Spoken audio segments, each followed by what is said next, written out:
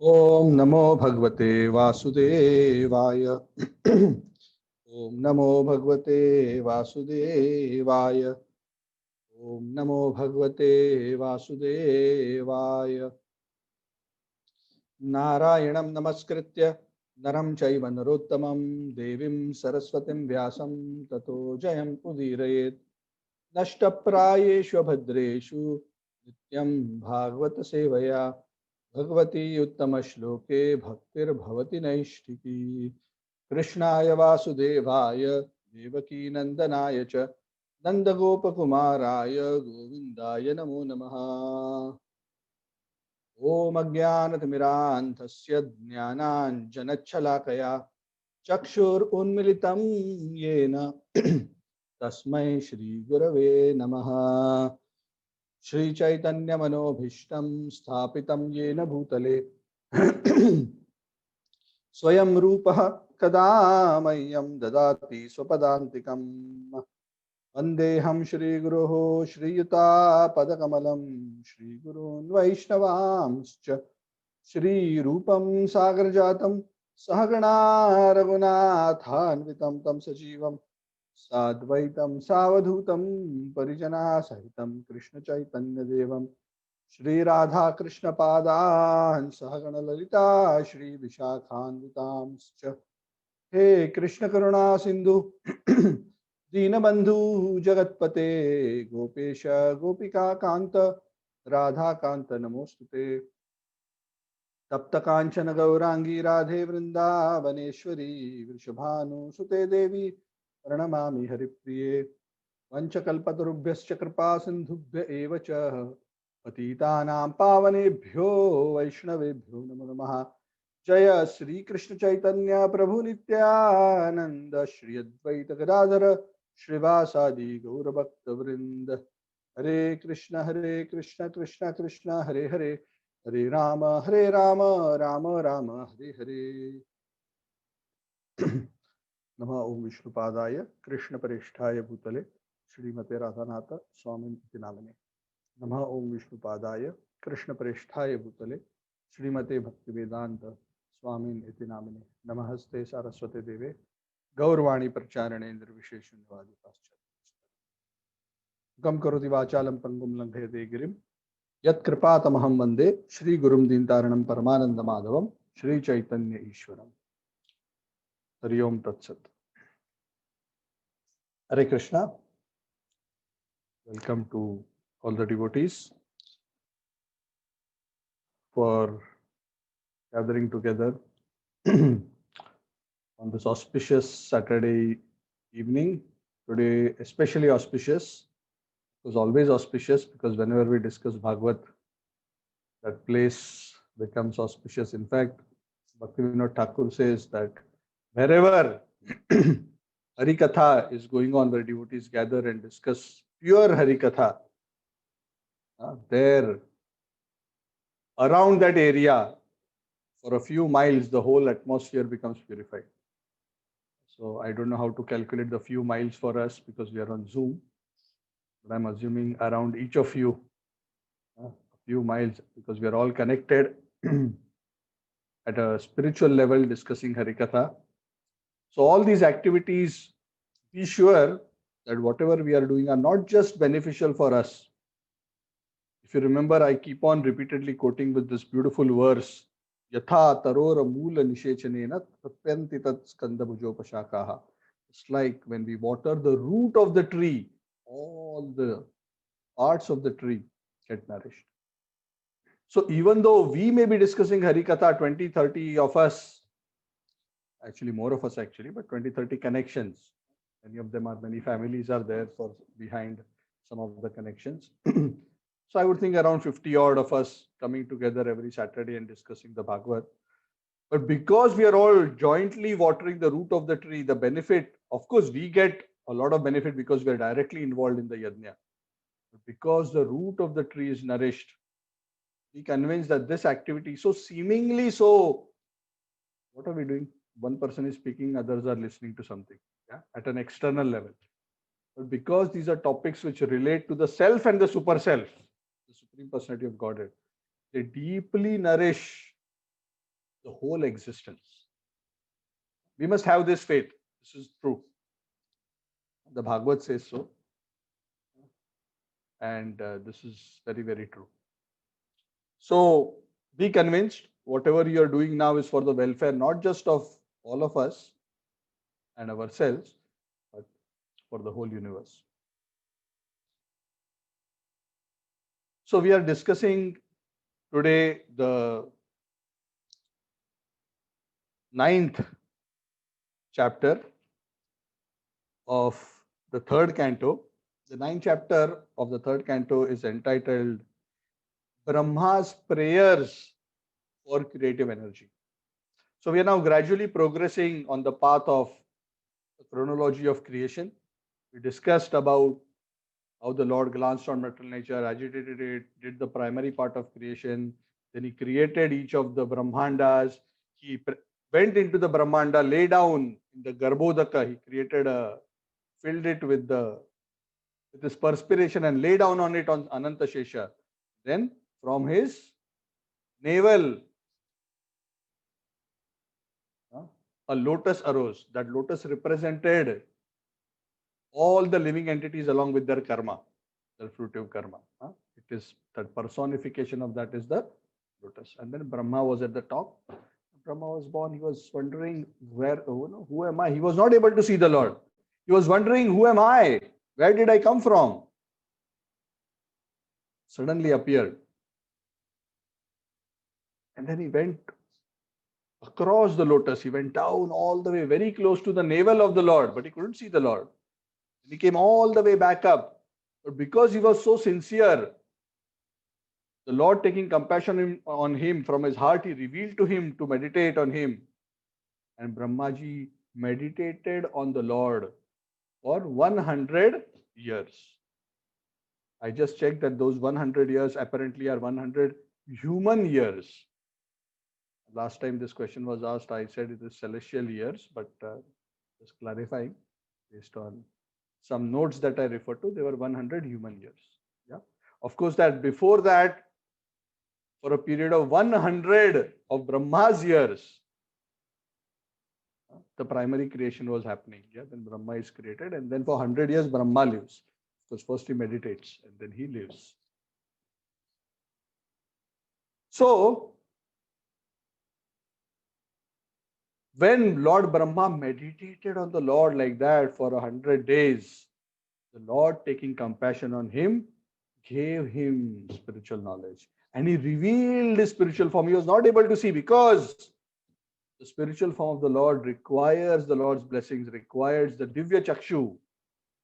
Even when Krishna showed, what to speak of the spiritual form, even when he showed him the Vishwarupa, which is actually a material form, a subtle material form, even at that time the Lord had to give him spiritual vision. This is the Lord's spiritual form of Garbhodaksha Vishnu. So the Lord blessed Brahmaji. And it is said, it is around that time that the Lord, who was sleeping until that point in time, in the waters of devastation, is just about waking up. So when Brahma gets that knowledge, it is just about the time when Lord Garbhodaksha Vishnu has just completed his sleep, his 100 years of sleep, and his primary creation he does in his sleep. He's just about to wake up and his eyes are just about opening as he gives darshan to Lord Brahma. A very beautiful scene. And we discussed in the last chapter towards the end how the beauty of Lord Garbhodaksha Vishnu is described. Blackish, bluish complexion, yellow cloth, adorned with beautiful ornaments, beautiful eyes, beautiful curly hair, lying on the bed of Ananta Shesha. With devastating waters splashing all around, very, very violently, but the Lord is Shantakaram Bhujagashainam Padmanabham Suresham. Shanta is very peaceful. The verse from the Mahabharata. Shantakaram Bhujagashainam Padmanabham Suresham Vishwadharam Gagana Sadrusham Megavaranam Shubhangam Lakshmi Kantam Kamalanayanam Yogi Virdhyanagamyam Vande Vishnum Bhavavayaharam Sarvalokaikanaatham. Very beautiful verse. So that is the description of Garbhodaksha Vishnu. That is how he saw him. And he saw that he is the Lord, he is the Sarva Loka Ekanatha. So the next chapter, actually what we are discussing is actually a synopsis of the previous chapter. So this chapter begins when Brahmaji notices the Lord, and he becomes so attracted, he becomes so excited after so long, finally. Because he was not just given sight, he was given knowledge. See, sight by itself is not adequate, isn't it? You may see someone, but are you truly seeing him? If you cannot recognize him, if you don't know about him, if you don't know his qualities, are you actually seeing? No, you're not. Because seeing a person is not just seeing the external form, it's about understanding who and recognizing who. So he was given the knowledge and he was given the vision. So, Lord Brahma, in this chapter, actually, there are two parts. The initial part of this chapter is actually prayers by Lord Brahma for the purpose of creation. So, Brahmaji has become awakened by knowledge, and with that knowledge, he understands the purpose of his existence. Of course, everybody is the Lord's servant. In that sense, everybody's common purpose is to serve God. Jivera Swarup hoy Krishnera Nityada. Krishnasya Tatastha Shakti Bheda Veda Prakash. The ultimate Sanatan Dharma of every Jiva, every soul is to serve Krishna. But how exactly to serve Krishna? Depends on how Krishna wants us to serve him. Yes, so that requires some knowledge, some guidance, some training. If not directly by the Lord, by the Guru. Chakshudan Diloje Janme Janme Prabhu Sai. Divya Gyan Hriday Prakashita. The Guru gives this knowledge. But in this case, Brahma was the first living entity. So the Lord himself played the role of the Guru directly. That's why the Lord is Swayambhu. That's why the parampara begins with Brahma, because the Lord directly speaks to Brahma and directly gives the knowledge to Brahma. It's so special.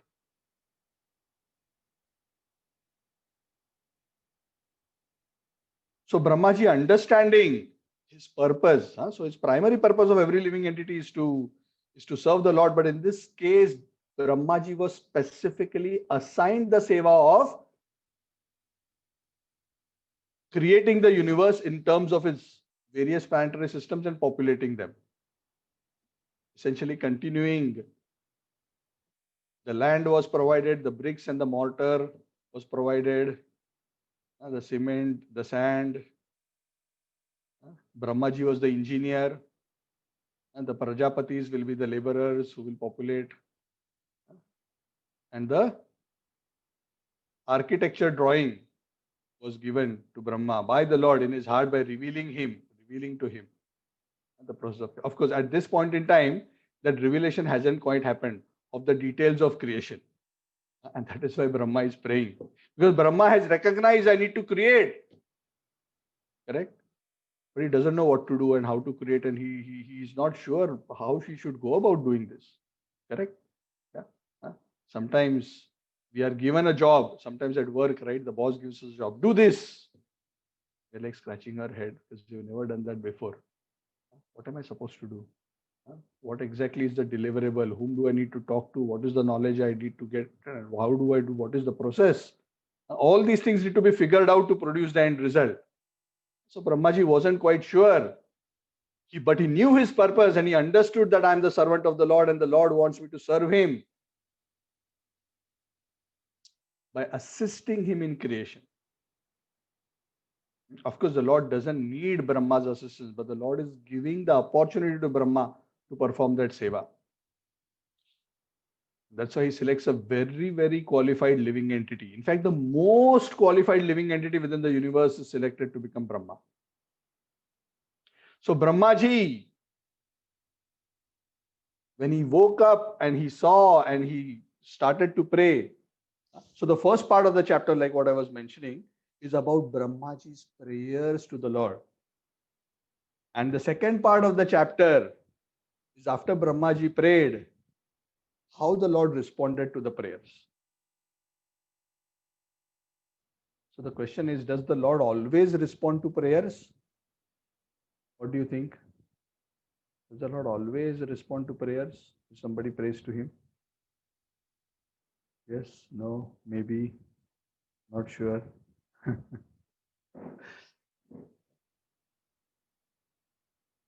So the problem with us is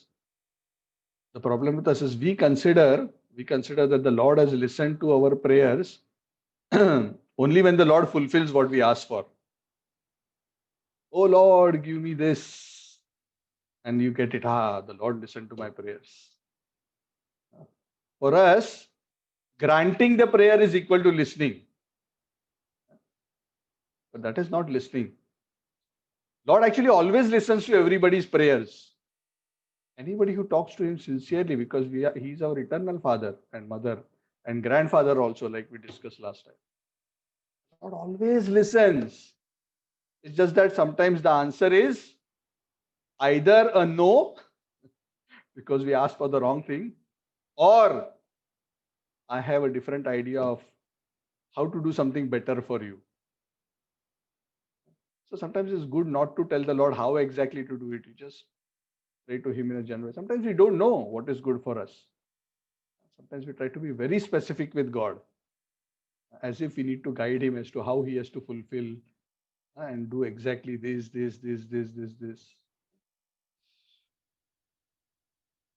Yeah. So there's a beautiful saying that when we tell God our plans, God laughs. He listens to our prayers, but he laughs. Why he laughs? Because we don't know what we are asking. We don't know what is good for us. So the devotee's approach is, of course, while he may still submit his request and desire, the devotee's mood of prayer is always in a humble, submissive spirit that, Lord, I'm presenting, but you know best, you know better. Please bless me in such a way that everything will work out very auspiciously. Maybe you have something better. In fact, almost always the Lord has something better in mind. And what does better mean? Better doesn't necessarily mean more money, better success, better glory.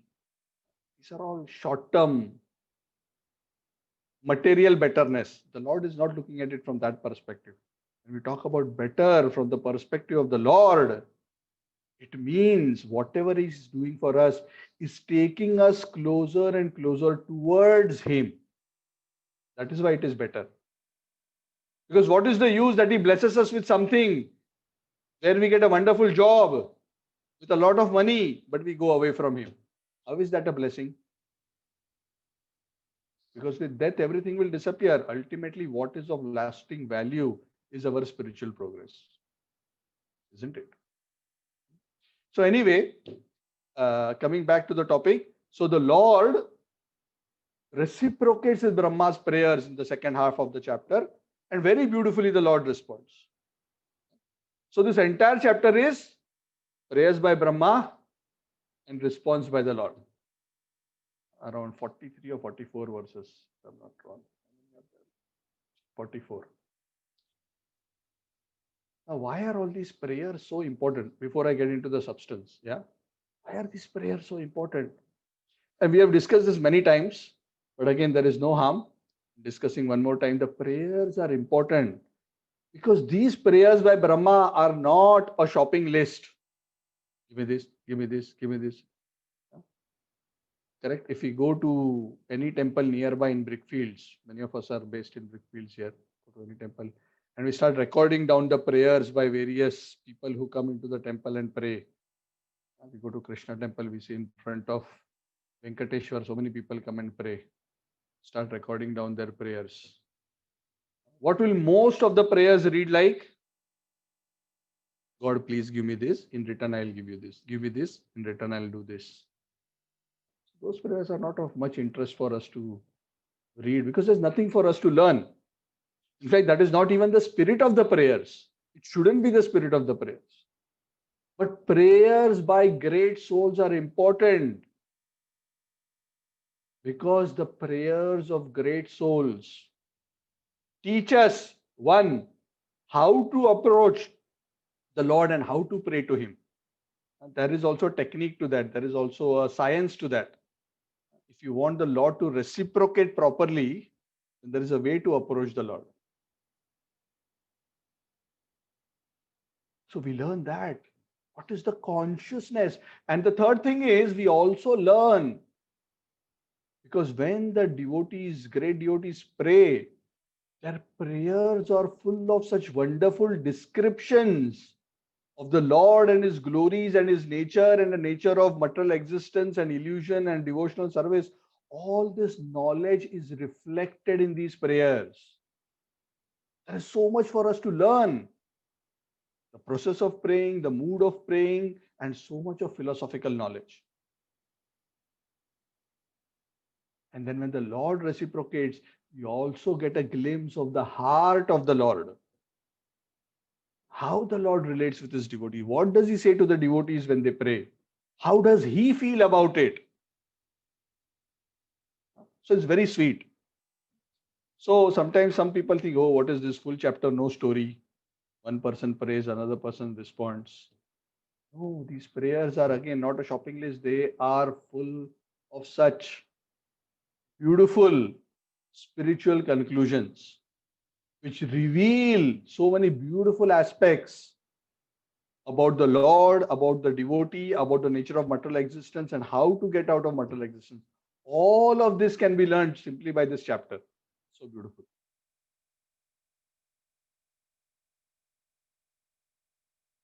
Okay, so let us start. Let's see how far we go. Whether I can complete the chapter. If I cannot complete the chapter, at least I will go to the part where Brahmaji offers his prayers. Maybe next time I can complete others because already 20 minutes, 22 minutes down the line. So Lord Brahma starts. Now when Brahmaji starts praying to Lord, he doesn't start directly with his requests. He knows the art of how to solicit the Lord's blessings. The art of soliciting the Lord's blessings is three things. And now this is the science of prayers. I have mentioned this few times, but of late in our recent classes, I haven't mentioned. So please note this carefully. This is very important. If you want the Lord to be touched by your prayers and reciprocate quickly and favorably, this is the way you should do. Every prayer should have three parts.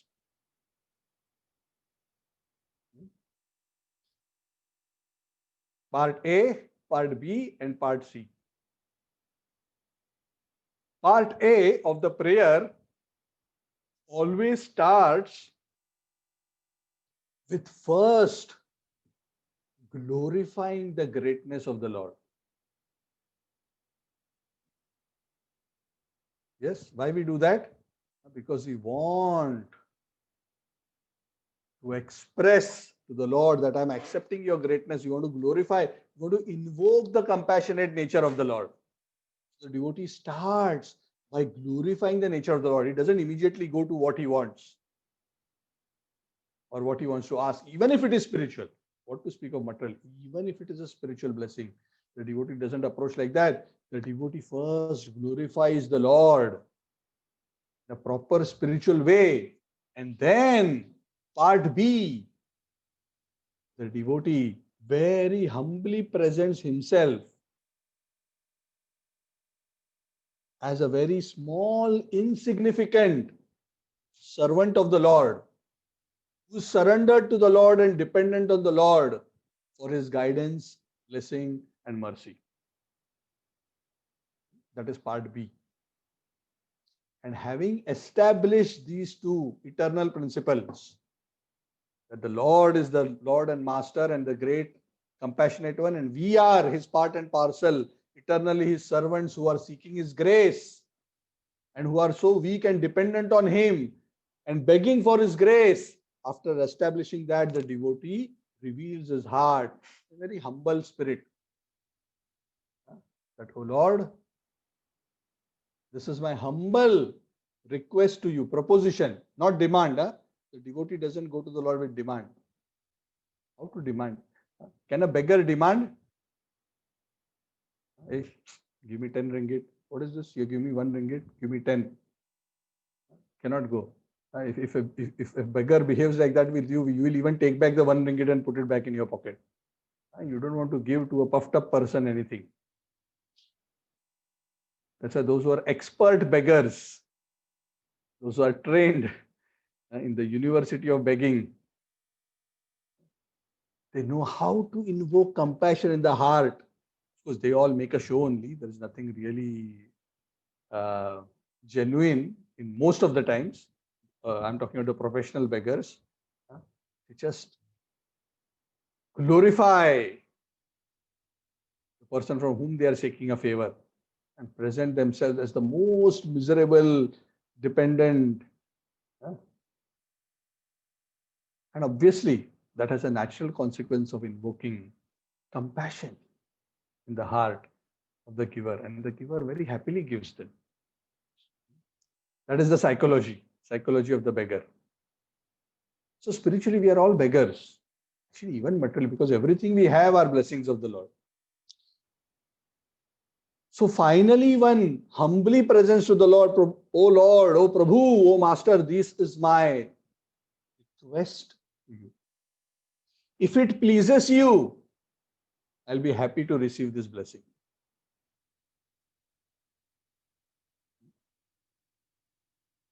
So this is the right way. Okay. So quick recap. Step 1, glorify the Lord and the position of the Lord as great, compassionate, merciful. Second, acknowledge oneself as his eternal servant, dependent on him, his mercy, his guidance, his help for fulfilling all our material and spiritual objectives. And see, to humbly present our request in front of him and seek his favor if it pleases him.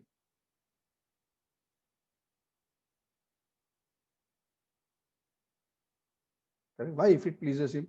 When you beg, you cannot tell, please, you cannot say, just give me 1 ringgit. This is not the way to beg. How do you beg? Maybe most of us don't have experience. So but we should understand the psychology so we can beg in front of the Lord in the right way. Can you please spare 1 ringgit? That's how beggars do, right? I want something to eat. Can you spare a little bit?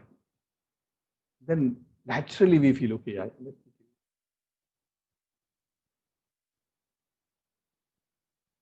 so these are the 3 steps. And when one approaches the Lord like that, then we can be confident that the Lord will be more reciprocative. I'm not saying that the Lord will necessarily give you what you ask for, but at least He'll be pleased by your prayers. And when He's pleased by your prayers, He will give you actually what you need, not what you have asked for. There's a difference, right? Because sometimes you don't know what you're asking. We have a need, but we don't know what exactly we need, but we ask for something to fulfill that need. But oftentimes what we are asking for doesn't actually fulfill the need, it actually makes it worse. So when Krishna becomes pleased with us, He gives us what we need. And that is the blessing we should seek. That is why even after the request is made, the devotee is very humble. Say, the Lord, "Oh Lord, this is my request. If it pleases you, please bless me accordingly." So let us now see how Lord Brahma prays in terms of these 3 areas. So,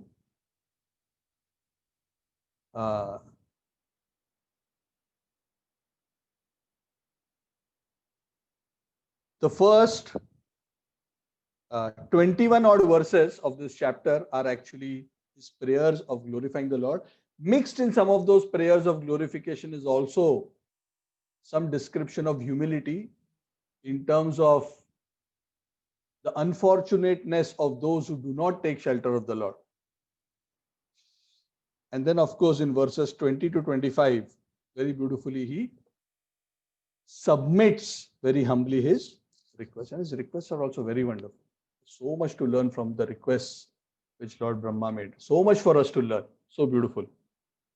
So we'll spend some time discussing this rather than rushing through it. So Brahmaji starts Says, "O Lord, today after so much long time, I've been going up, down, finally I prayed by your blessings. I have come to know about your personality today.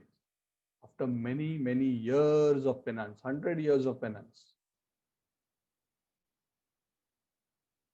And having understood your personality and having experienced the bliss of knowing you, now I feel it is so unfortunate for those living entities who have no knowledge of you. It is so sad. You are the summum bonum, you are the supreme shelter, you are the source of everything. You are the one who's worth knowing. You should be the object of knowing for everybody. There is nothing beyond you. So it is so sad. Everything material is coming from you, everything spiritual is also coming from you only. And oh Lord, I'm so fortunate, this form that you have revealed to me is actually a fully spiritual form. Even though you have manifested the material elements in this world for the purpose of creation, your form is not made of matter. Your form is actually fully spiritual. It is manifested by your spiritual internal potency, avabodha rasodayena. It is free from all material contamination. Shashwat nivritta tamasa. Tamasa means ignorance. Eternally free from any tinge of material ignorance. The form is fully divine, and you manifest this beautiful spiritual form for sada anugrahaya, for showering your blessings on the devotees. And from this form, so many avatars are manifesting in this world. Within each universe, the various avatars that come, they come through the medium of Garbhodakshay Vishnu, then Shirodakshay Vishnu, and then they manifest into this world. That's why sometimes all incarnations are called incarnations of Vishnu, because they come through the form of Lord Vishnu. That's why sometimes Krishna is also referred to as an incarnation of Vishnu, because he comes through that medium.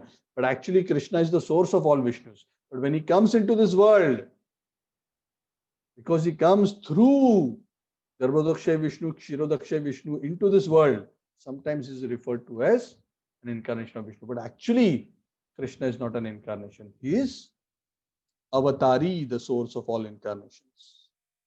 Then Brahma says, you are that Supreme Lord, and you are the same one from whose navel that lotus came, where I was roaming around for so long. And now that I see your form, which is such Chid, Ananda, eternal, full of knowledge, full of bliss, I don't see that there can be anything superior to this spiritual manifestation. Yes, and there is your impersonal effulgence, the Brahma Jyoti also, which is changeless and without any material inebriety. But this spiritual form of yours is superior. In fact, it's the source of the Brahman. And I surrender your personal form. Bhavataha Swarupam. Bhavata means of yours, O great one. Swarupam, your personal form. I surrender to you. And when I surrender to your spiritual form, automatically I surrender to Brahman, because Brahma Jyoti is emanating from your spiritual form. But why to first, why to surrender to a spiritual form? Brahmaji is explaining, because the form of the Lord is most auspicious. Whoever meditates on the form of the Lord, it's very difficult to meditate on the impersonal Brahma Jyoti. This is explained in the Gita itself, but those who meditate on this attractive, beautiful spiritual form of the Lord are very rapidly purified, and it becomes very easy for them to attract the grace of the Lord. But those who are so unfortunate in this world, they neglect this form of yours, O Lord. That is why they remain trapped in this material world.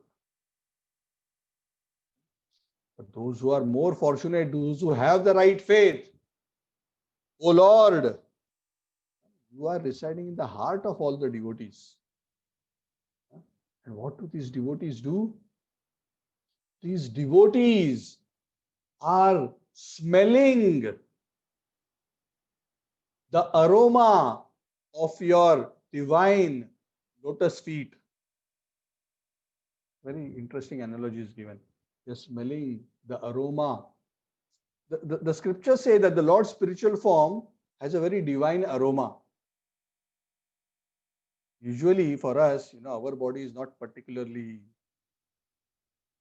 fragrant. In fact, quite the contrary. And that's why we have to, and then we have to spray on our body, either a deodorant or a perfume. Make it smell nice, because the body actually, our material body, seems attractive externally, but when we go a little deeper, 1 millimeter below the skin, you'll realize actually it is full of materials which are actually repulsive in nature. Anyway, I don't want to go into that topic too much, but I hope you get the point. The Lord's body is not like that. The Lord's body is spiritually fragrant, and his lotus feet are very fragrant. In fact, it is said that the 4 Kumaras became devotees by smelling the fragrance of the flowers and the tulsi which was offered to the Lord's feet. The breeze which carried the fragrance of the Lord's lotus feet along with the fragrance of the tulsi and the flowers just entered their nostrils, went into their heart, and attracted their hearts to the Lord. Anything connected to the Lord is full of spiritual potential, including the fragrance of the flowers and the tulsi offered to him. This is why after we offer flowers in Aarti, we smell them. Why? Because the flowers have become spiritual. They have become prasad. So when we smell those flowers, the divine energy of the Lord which has come into those flowers by being in contact with the Lord, we are able to smell that in, and it touches the soul. It's not just an ordinary fragrance. So the fragrance of the Lord's feet, of course, when we are in this world, we may not be able to smell the Lord's feet directly. But Brahmaji is saying that there is a way that we can smell the Lord's feet even when in this world. He says the great devotees, they smell the lotus feet of the Lord, not through the nose, but through the ears. How to smell through the ears? They say that the beautiful descriptions of the Lord in the Vedic scriptures like Gita and Bhagavad, they carry the fragrance of the Lord's lotus feet. But that divine fragrance is within that sound of the Lord's glorification. It has to enter through the ear, go into the heart. The fragrance is experienced in the heart. Very wonderful comparison. And they accept the Lord's devotional service. And such people who are attached to the fragrance of your lotus feet by always hearing about you, you are never separated from them, nor are they ever separated from you. Very wonderful revelation, isn't it? See, again and again through the Bhagavad, the message comes, those are always satatam kirtayanto mam yatantascha dridhavrata namasyantascha mam bhaktya nitya yukta upasate. How to become nitya yukta? How to become always connected to the Lord? Satatam kirtayanto mam. Always chant and hear the glories of the Lord. So simple, so sweet. Chant Hare Krishna, Krishna Krishna, Hare Hare, Hare Rama, Ram Ram, Hare Hare. Hear the Gita, hear the Bhagavad, especially in the association of devotees. It's a powerful way to remain connected. Nitya Yukta Upasate. This is how they worship. Upasate. They do this Upasana. What kind of people? Nitya Yukta. Those are always Yukta. Yukta means connected.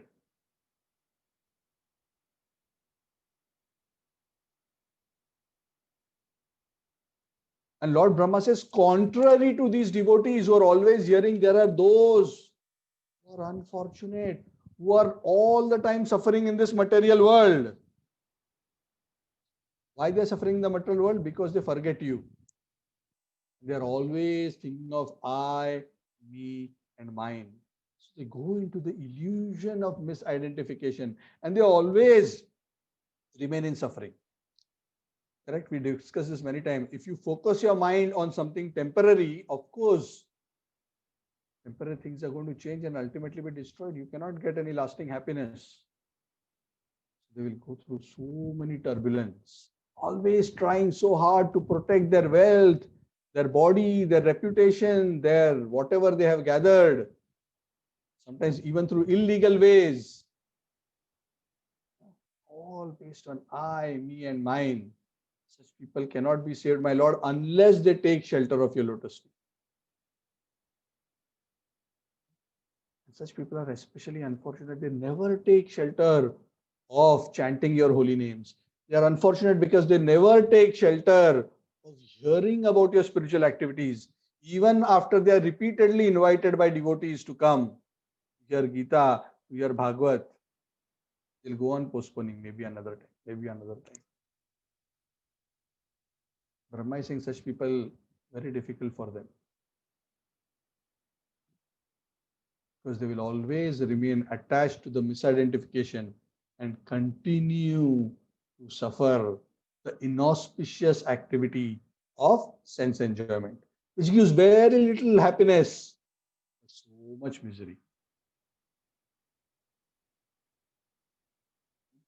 Such people, Brahmaji says, they are continuously harassed in this world by hunger, thirst, severe cold, the troubles of the body, harsh weather, harsh summers and rains, and so many disturbing elements, and the demands and desires of the body, anger, all these urges are irritating and frustrating them. I feel so sad for them. Such a simple process, and they do not take it up.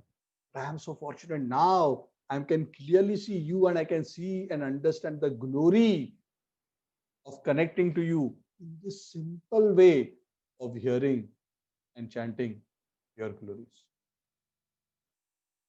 Of course, these sufferings are not actually factual because they are still superficial related to the body, but the soul suffers nonetheless because of its misidentification.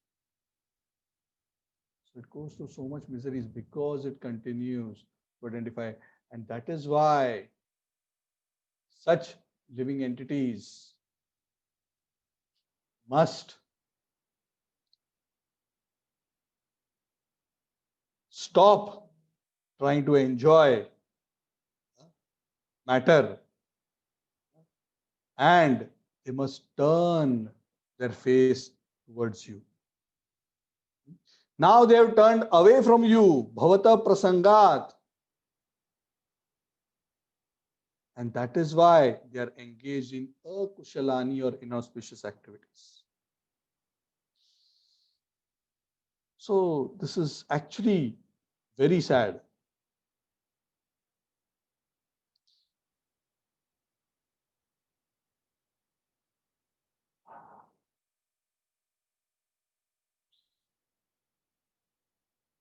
And then he says something very beautiful. He says, "O Lord, there are many kinds of people who approach you. There are some like what we just discussed who never approach you, but there are even some people who approach you, but amongst them also there are categories of what kind of approaching you pleases you. Even the devatas worship you, O Lord, in great pomp and grandeur, with so many beautiful rituals and mantras and other things. At the end, they are also full of hankering to receive something in return. So, of course, you are happy with them, but that kind of worship is not as pleasing to you, my Lord, as somebody who's approaching you with love without any material desire. You are situated in the heart of each and every living entity, oh Lord. You know exactly what is the mentality of the person who's praying to you. And you are not somebody to be illusioned or uh, cheated by just the external show of worship. You know exactly Even the person who's worshipping may not know what exactly is his motivation, but the Lord knows exactly what is the motivation of each one of us. So you're not as much satisfied even by the Devata's worship as much as you are satisfied with a simple living entity, maybe a simple ordinary man or a housewife or a child or a student or a street sweeper who's praying to you and glorifying you with love and affection without asking any material favor in return.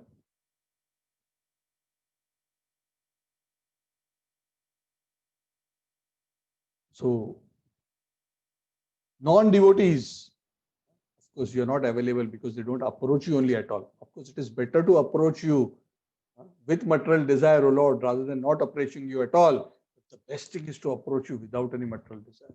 And those who approach you without any material desire, ultimately all their desires become fulfilled anyway. This is a great science. Some people think, what will happen to me if I don't ask the Lord for something? And how will I get it? But actually, the science is quite the contrary. Rather than going to the Lord and giving a list of what I want, if you simply go and surrender to the feet of the Lord automatically takes care of everything that is needed to be done. Okay? The devotee doesn't even need to ask. All he needs to do is surrender. That's what Krishna says. Sarva dharman parityajya mamekam sharanam braja. Aham tvam sarva papebhyo mokshayishyami ma shucha. I will free you from all suffering. Ananyas chintayanto mam yejana paryupasate tesham nityabhiyuktanam yogakshemam vahamyam. I will provide whatever you lack and protect whatever you have. So I will take it upon myself to do it. You don't even have to ask. You simply have to do ananyas chintayanto. Connect to me, become nitya yukta. And how does one do that? By chanting the names regularly, by glorifying the Lord, by worshipping Him, by serving Him and His devotees. Manmana bhava mad bhakto madhyaji mam namaskuru ame vaishyasi satyam te pratijane priyoshime. I'm just connecting all these various. You'll understand that at the end of the day, the message essentially is the same. Finally, we have to be convinced to do what we learned in the first class. So the lesson from the first class to the last class doesn't change. The depth of our realization and appreciation of the message changes.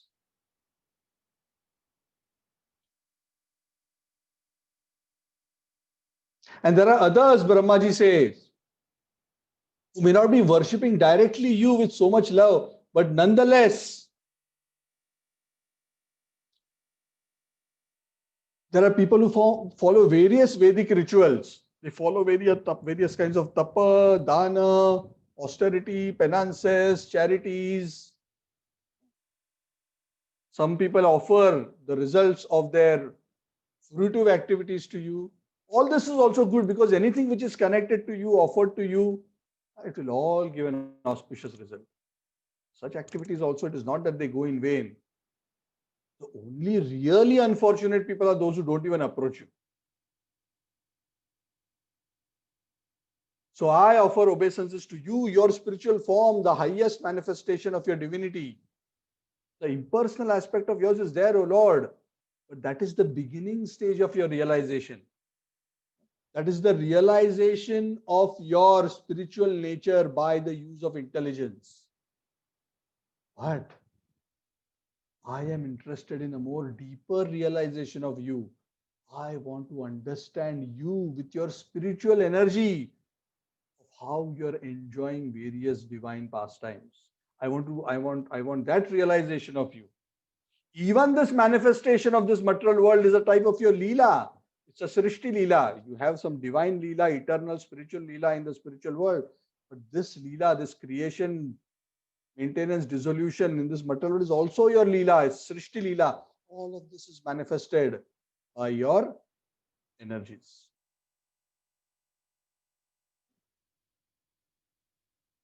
And when he says this, he says something very interesting.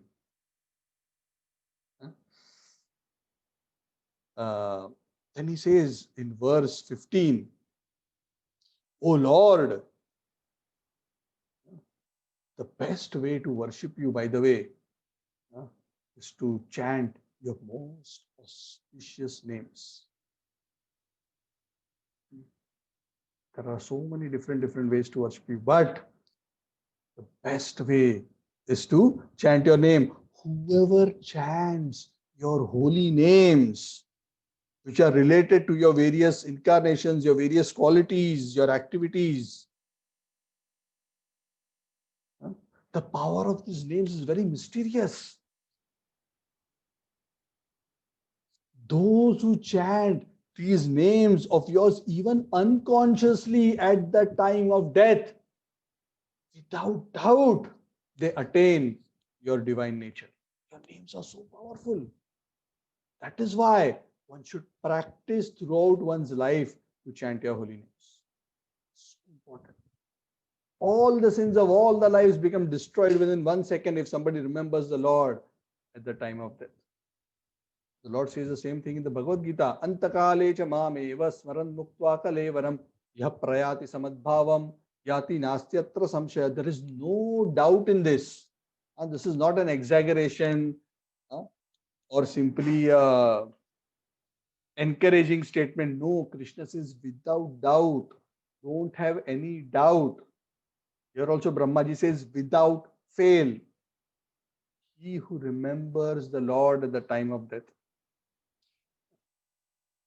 And like we have discussed many times, one can remember the Lord at the time of death only if one has practiced remembering the Lord throughout one's life. And the best way to practice is to regularly chant Hare Krishna, Krishna Krishna, Hare Hare, Hare Rama, Rama Rama, Hare Hare. Iti Shodashakanam Kali Kalmashanashanam Natha Paratarupaya Sarva Videshu Drishyate. Lord Brahma in the Kali Santataran Upanishad says, there is no other method better than the chanting of the 16 words, Hare Krishna Mahamantra, to attain the lotus feet of the Lord in Kali Yuga. This is the verdict of scriptures. This is not somebody's personal opinion. It is not a guru's personal opinion. It is not an organization's personal opinion. It is the words of scripture. It is what is mentioned in the Upanishads.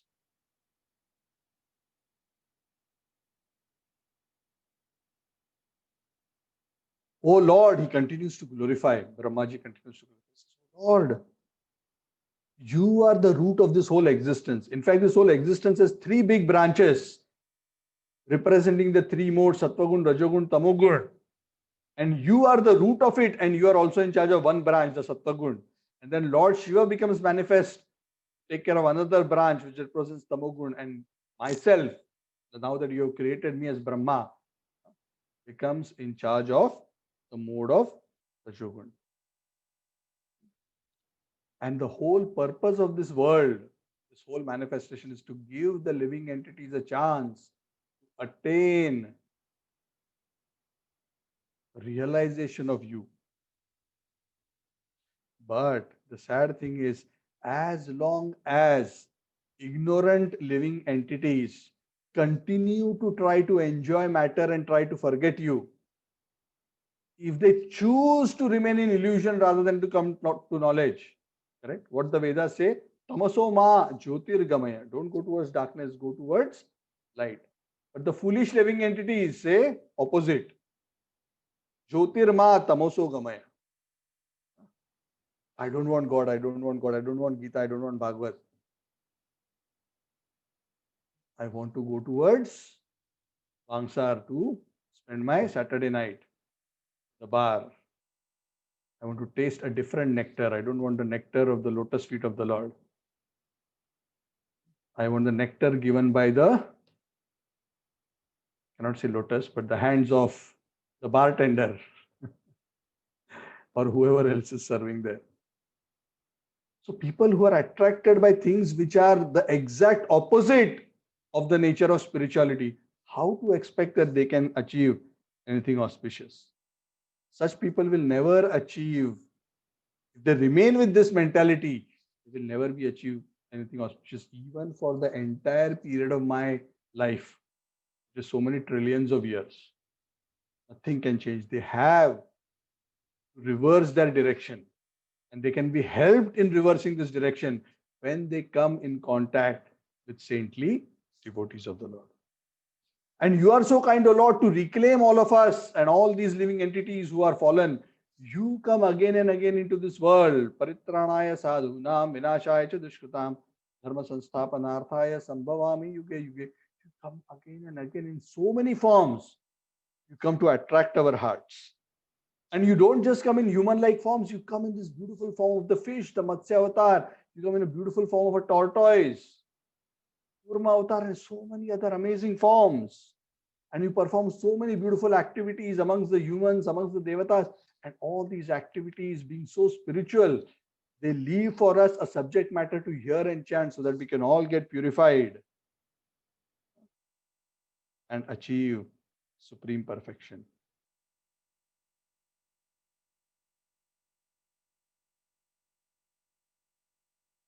And then referring to Garbhodaksha, because he's praying all this to Garbhodaksha Vishnu.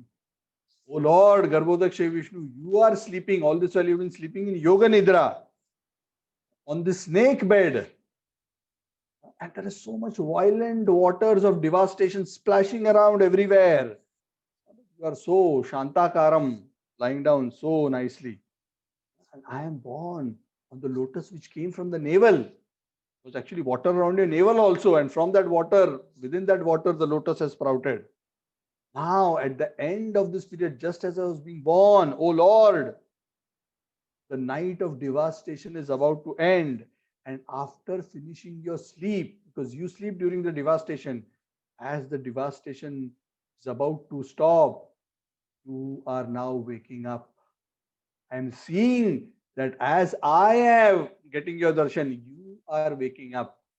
And as you are waking up, I'm seeing in your beautiful form how your beautiful lotus-like eyes are gradually opening. And they are opening just like a lotus which is blooming. Kamala Nayana, the Lord's eyes, they are said to be Arvinda Dalayata Aksham. Arvinda Dalayata Aksha. Lord's eyes are like the shape of the petal of a lotus. So when he opens his eyes, it seems like a lotus is blooming. Very beautiful comparison. Now we may think some of these things are all exaggerated glorifications, some poetic words. But actually the truth is actually opposite. The truth is that the actual beauty of the opening of the lotus eyes of the Lord is actually so beautiful that the blooming of the lotus is actually utterly insignificant in front of that. But then why are we comparing it like this? Because in the material world, we cannot find a better comparison. And for us, because we have only a material experience, only we can give a material example. How to give a spiritual example? So this is the best we can do. Like the blooming of a new lotus. Okay, if you want to see how a lotus bloom looks like, you can go to YouTube, type that, you can see slow motion, how a lotus blooms, how beautifully it blooms. So the opening of the eyes of the Lord is compared to the blooming of a lotus. But please understand, it is millions and millions of times more beautiful. So at this point, that section of the Lord's, of Brahma's prayers, where the part of his glorification is there, comes to an end. Now he enters into the last part of his prayers, where he is both expressing his humility and at the same time also expressing his request to the Lord. So B and C is covered there. So I don't think I want to rush through this. These are verses from 20 to 25, where he requests and at the same time he's presenting his position very humbly. So I'll take a pause here. So this was a beautiful description. You can understand that you just see in these prayers how he has wonderfully described the Lord. At the same time, so many spiritual truths have been so wonderfully established through his prayers. So that is very amazing. Okay, so I will stop here. It's exactly 10 o'clock for me. So I'll take a pause here. So what we'll do is we'll complete the last part of Brahma's prayers the next week and then see how the Lord responded to his beautiful prayers. That part will complete. So we'll be able to complete the chapter the next week. Okay. Thank you. Granthara Srimad Bhagavatam ki jai. Any questions? Any comments? Hare Krishna Prabhuji. Yes, Amit Prabhu. So this part of the first part of the prayers where Brahmaji is glorifying the Lord, this is different from the Brahma Samhita, right? Or is it the same? Yeah, this is different. The Brahma Samhita was his instant, spontaneous glorification when when the spiritual form of the Lord was revealed to him in his heart, in his meditation, in his realization. Yeah, and then after that, of course, he sees the Lord in this Garbhodakshay Vishnu form. After that, the Lord appears to him in a Narayan form and he shakes hand with him. So all these various things happen in this Leela. But initially, the revelation of the spiritual world, of Krishna, of Goloka is done to him, and that is when he actually recites the Brahma Samhita. So Brahma Samhita, the specific prayers aren't found in the Srimad Bhagavat. But my understanding is that they were done first when the spiritual knowledge was actually revealed to him. Okay, Prabhuji. Thank you.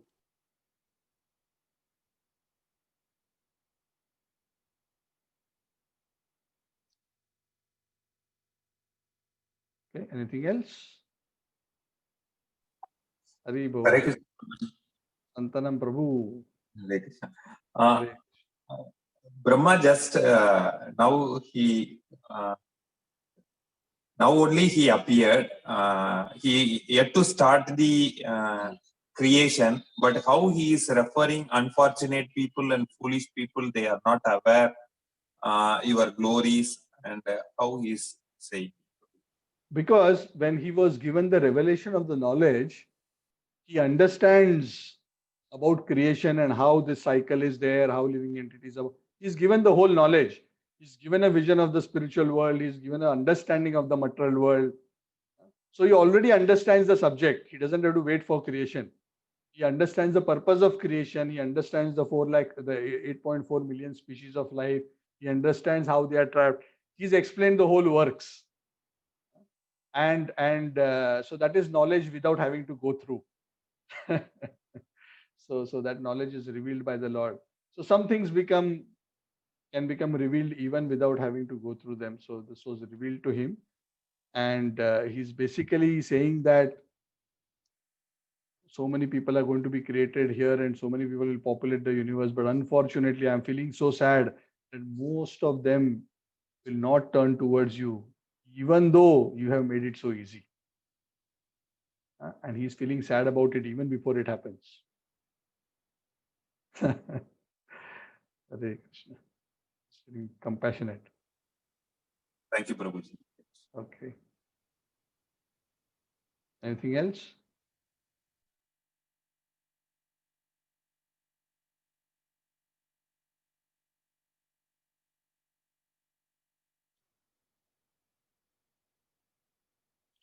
Okay. So if nothing else, we will stop here.